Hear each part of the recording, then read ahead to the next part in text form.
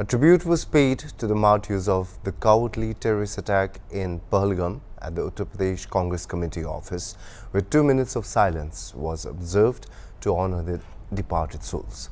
Expressing condolences to the families of the victims, AICC General Secretary and UP in charge Avinash Pandey said the nation is deeply shocked by the brutal incident and demanded strict action against the terrorists that are responsible.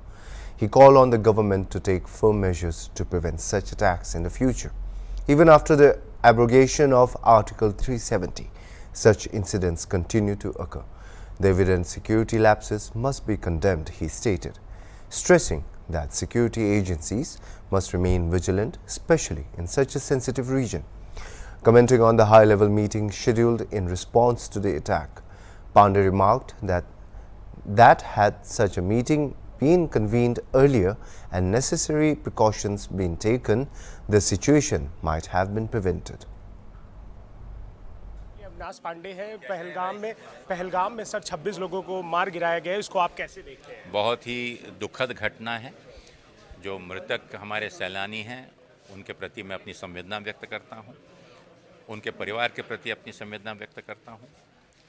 इस प्रकार की घटने के लिए जो लोग जिम्मेदार हैं उनके विरोध में सख्त से सख्त कार्रवाई होनी चाहिए और इस प्रकार की घटनाओं का पुनरावृत्ति ना हो, इस चीज़ को प्रशासन को आश्वस्त करना चाहिए। सर, जिस तरीके से चूक हुई है सुरक्षा में, जिस तरीके से 370 हटने के बाद जिस तरीके से नेशनल लेवल में बताया गया कि जम्मू कश्मीर सुरक्षित है, इसको आप कैसे देखते हैं?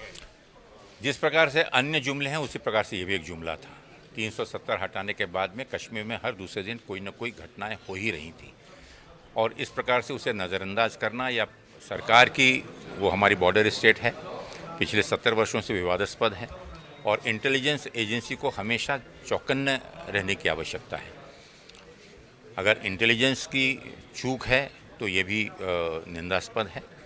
इंटेलिजेंस को भी मजबूत होना होगा। हमारी सरकार के हर उन लोगों को सतर्क रहना होगा कि इस प्रकार की घटना वहाँ पर ना हो, क्योंकि पिछले दिनों में जो भी घटनाक्रम राजनीतिक रूप से जाति, धर्म, मंदिर, मस्जिद के नाम से जो राजनीतिकरण हो रहा है और उसके बाद में अगर हम ये देखेंगे कि समाज में एक सामान्य स्थिति बनी रहेगी तो वो असंभव है, ये वो भी जानते हैं। सर, जिस तरीके से अमित शाह कल जम्मू पहुंचे हैं, जिस तरीके से राहुल गांधी अमेरिका की यात्रा थी वो छोड़ कर आ रहे, उसको आप कैसे, क्योंकि भारत के लिए बहुत बड़ा मुद्दा बन गया है जिस तरीके से 26 लोगों को मारा गया है, साथ ही वीडियो पूछ के लोगों को मारा गया, जो हिंदू हैं उनको गोलियां चलाई गई है। देखिए, ये जैसे मैंने कहा बहुत ही दुर्भाग्यपूर्ण है।